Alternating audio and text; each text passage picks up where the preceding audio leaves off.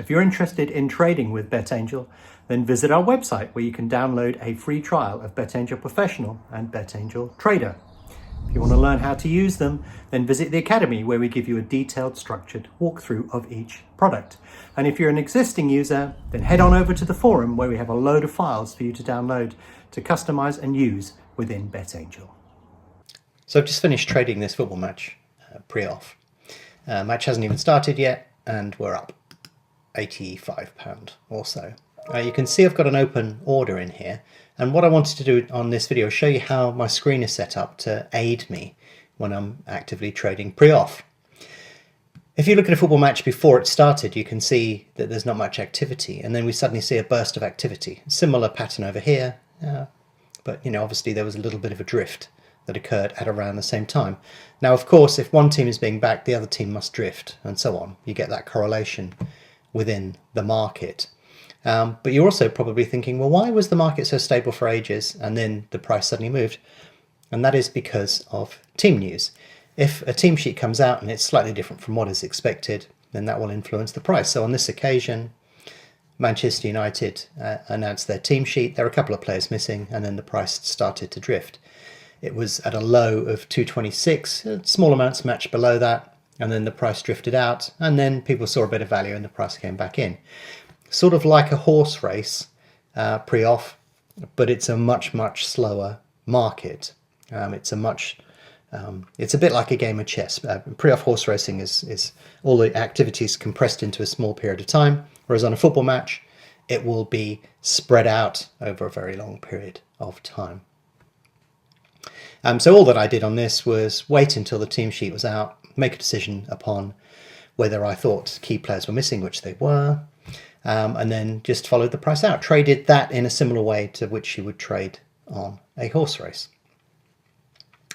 But nonetheless, we were using some sort of fundamentals here. So the price on a horse can drift before the off on a horse race because maybe the horse is playing up. On this occasion, it's because the team sheet was slightly different, but we took advantage of exactly the same thing. Backed and laid at two different prices and walked away with a profit. Now the screen setup that I've got here involves an extra column. You can see there's an extra column in the ladder over here, and this is the estimated position in queue. So if I join the back of the queue up here, you can see that it's saying that there's £21 in front of me. So if I cancel that and do this again, there's £21 there.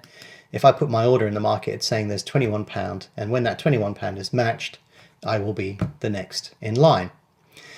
So if you look here at 3.15, we've got £100. There's £9,000 waiting to get matched, nearly 10,000 there, just flipped around a little bit. We have £100 in that £10,000, but where are we? Well, we're about halfway down that queue. So when the money arrives at 3.20 and starts to take this price out, we would join that to get our trade completed roughly at about £5,000 or thereabouts. In fact, it's beginning to get taken a little bit here at the moment. I'm just going to put an order up here at 3.25 just to show you how it changes with time. So you can see the £6,000 waiting to get matched. We've got a £100 open position in the market, and we are 5,857 in the queue. So we're a long way back. We're about halfway inside this queue, and we're right at the back end of this queue. Imagine stacking a load of boxes effectively, and when you put a new box on top, that's your box. People are taking the box from at the bottom, you're putting your order, your box at the top of that pile, and it's going to take a long time to reach the bottom of that pile. So you can see we're miles behind on this queue and about halfway in front of that queue. I'll put £100 here as well, just so that you can see both sides eating away at one point or another. But your objective when trading, especially when you're trading in this manner in a slow market where the moves are slow and deliberate and you can actually watch the money getting matched on both sides, is to try and be at roughly the same queue position on both sides. So accidentally, I was trying to demonstrate this, but it's happened accidentally. Can you see we're at 5,400 on this side of the queue, 6,900 on this side of the queue. So we're actually not too far out. We're about 1,500 different between the two, which is not too bad when you consider how much money is on either side. So if the number of lay bets and the number of back bets get matched at roughly the same rate, then both these orders will reach the front of the queue at roughly the same amount of time. We will get matched and make a profit. So I've been doing that sort of thing for a little while at the start of this match to get this profit, but obviously there was a directional bias in this because of the team news. But now that the market is flat, either during this period here where there's nothing that can influence price, or after the market is settled, this sort of tactic will work quite well, because you're just trying to get two orders matched. You're just trying to scalp, basically, the price activity before the match.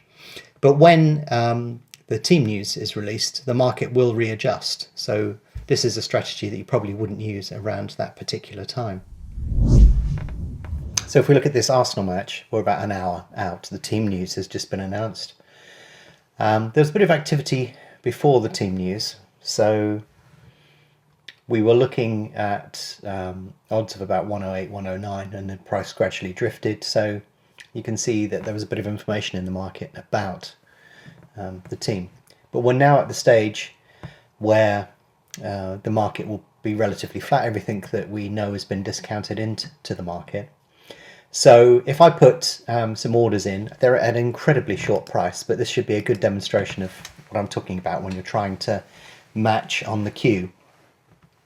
So you can see at the moment we're imbalanced by about £2,000. So if we wait and see what gets matched, we'll get an indication as to how quickly we'll get to the front of the queue on either side of this particular position. We can't really trade the other prices because Dundalk are huge prices. The draw is at pretty big prices as well, so all of the money is focused on the favourite.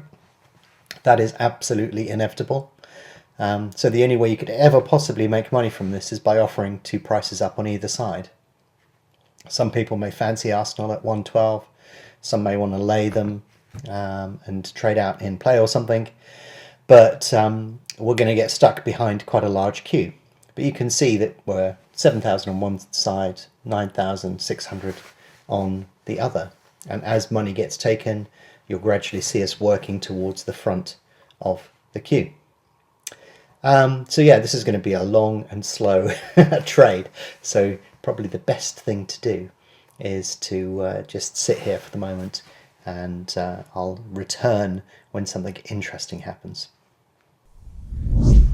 So I'll describe to you what I can see here now, and that is that you can see there's equal amounts waiting to be matched, about 10,000 on each, but you can see that we're 40% of the way forward in the queue there, and we're not so far forward at the moment. So what we're detecting at this particular moment in time is that we're seeing a bit of backing activity at 112 and not too much laying at 113. So most of the pressure is on the backside. So really we want to be further near the front of the queue on the lay side than we are on the back, but in fact we've got a bit of an imbalance there.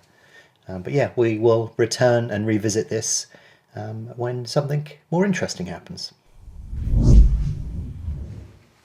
Okay, something more interesting has happened. There's been a big order that has meant that we have had a big chunk of our order match. So as we suspected, people are backing at 112 and not so much at 113. So the choice that you've got here is we could actually dump that order back into the market, and simply because we've got 8,000 to get matched at 113 and we're right at the front of the queue at 112, so it sort of doesn't seem worthwhile. So what I'm going to do is I'm going to scratch that, and that will relieve us with 0. And then we really want there to be about 8,000. There we go. In fact, you saw the money flashed in and then out again. So it's quite likely that we will actually get matched instantaneously on this. We'll wait and see if more money arrives here. And you can see a big chunk of money has arrived there. So we're gonna scratch that order again. Some of this is down to how much risk do you want to take. You can see there's about 1,300 matched at 111 there. And you can see we've been matched again. So now can you see the situation that has developed is that we're on about the same size on each part of the queue. We want to see both sides of the queue start to decrease at roughly the same rate, and we'll be able to detect that by the amount of money that's flashing in and out on either side, but also we'll be able to see the money on the estimated position in queue start to decrease as well. So yeah, we're in a slightly better position than we were a couple of clicks ago, it's more balanced as far as the trade is concerned. But my biggest concern is that we actually need to be further near the front of the queue at 113, simply because we haven't picked up much activity at that price point at all, and we've picked up loads at 112. So we've just had another large order come through that's taken out a big chunk of the money that was at 112. And you can see that on the chart here. You can see there was, quite a big chunk went through at that particular moment in time. But the interesting thing now is there's a lot of money. There's 20,000 sat at 112, and there's 15,000 sat at 113. So if that imbalance remains there, then this position looks all right. But you can see we're still miles behind. Nobody is laying Arsenal at 113. But our position is relatively safe. Okay, we are at the stage now where we are at the front of the queue. We've got 550 odd pounds to get matched. There's 20,000 on each side. So basically, if anybody places any lay bet on Arsenal, we will get matched. So it's just a case of sitting here at this moment in time and waiting for that to get matched. It's quite interesting when you do this, because this gives you a nice little feel for the way that the market works. Because you see £20,000, there goes 219. You see £20,000 there, and lots of people say, oh, there's lots of liquidity in this market. No, there isn't. There's lots of volume. There is no liquidity in the market. Somebody just took 1,000 at 112. Again, we're looking over here, waiting to see what is going to get matched. At this £15, thank you. £2. But can you see, liquidity is the amount that's getting matched per second, which is pretty poor at the moment. Volume is the amount that's waiting to be unmatched. So there's plenty of volume, no liquidity.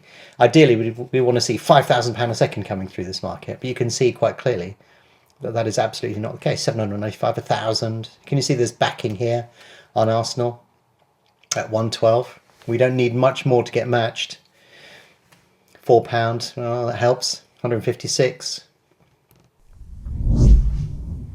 But yeah, you can see we're doing this for £10, and it's a bit boring and slow, but nonetheless it is working. It's, we are going to get something out of this, and at relatively low risk. We haven't had to do much other than get a little bit bored. But typically the way that I would do this is I would be trading multiple matches and having stuff up across many matches, and that's how you get a yield from doing this type of trading. And with betangel, it can play noises, it can do all sorts of stuff to keep you in touch with markets even if you're not looking at them. So we're almost there. We just need another £100. Boom! It arrives just as I say that. So there you go. We have our £10 on Arsenal. Now if we want to, we can leave that on Arsenal if we think they're going to win. I think they've got a fair chance of winning.